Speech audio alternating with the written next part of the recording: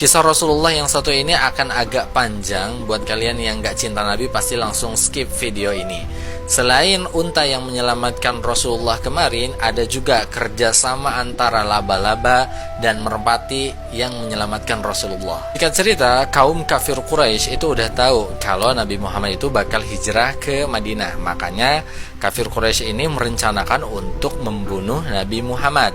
Dan Jibril pun datang kepada Nabi Muhammad mengatakan kalau bersegeralah untuk berhijrah. Malam ini jangan tidur dulu, karena ada perintah dari Allah untuk berhijrah malam itu juga. Kemudian Rasulullah mengajak Abu Bakar dan menyuruh agar segera berkemas. Di situ Abu Bakar seneng banget karena ditunjuk sebagai pendampingnya Rasulullah ketika hijrah. Kafir Quraisy itu sudah mengintai rumahnya Nabi Muhammad, tinggal menunggu waktu yang tepat untuk membunuh Nabi Muhammad.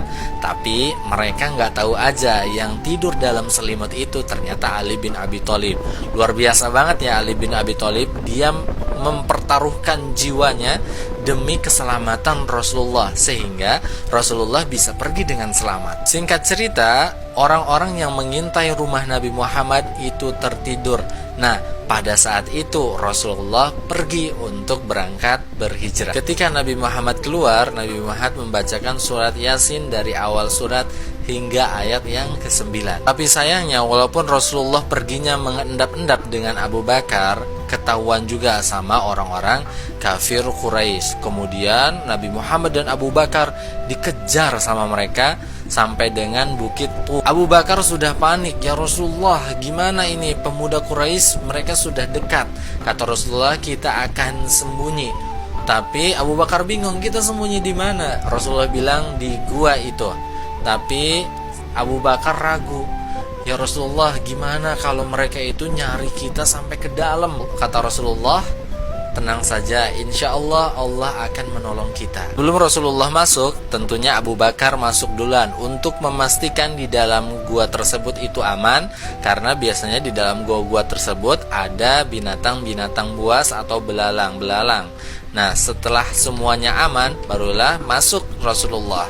Kemudian Abu Bakar mengeluarkan perbekalan dan Rasulullah dan Abu Bakar ini istirahat karena udah lelah banget dikejar sama kafir Quraisy. Nah, di sini luar biasanya, tiba-tiba ada laba-laba yang membuat jaring dengan sangat rapi, sangat padat sehingga tidak ada jalan untuk lewat di mulut gua. Tidak hanya laba-laba yang ikut menolong Rasulullah, adapun merpati mengumpulkan jerami-jerami untuk membuat sangkar di situ. Kerjasama yang luar biasa ya mereka. Seorang pemuda Quraisy bilang, "Hei, itu di sana ada gua." Kayaknya Rasulullah dan Abu Bakar itu masuk di gua tersebut. Terus ada pemuda yang lain menjawab, "Mana mungkin manusia bisa masuk ke sini? Orang mulut guanya aja tertutup oleh jaring laba-laba dan sarang burung, gak mungkin Rasulullah dan Abu Bakar ada di sini. Ayo kita kejar aja ke tempat yang lain. Takutnya Rasulullah dan Abu Bakar sudah jauh." Begitulah Allah menyelamatkan Nabi Muhammad dan Abu Bakar. Allah memerintahkan laba-laba dan merpati untuk menutupi mulut gua. Luar biasa. Sandi tahu kisah ini dari buku ini, kumpulan kisah hewan yang berjumpa dengan Rasulullah. Masya Allah, buku ini benar-benar bermanfaat banget. Banyak informasi dan kisah-kisah Rasulullah yang luar biasa banget. Dan ini cocok untuk semua umur, apalagi untuk anak-anak.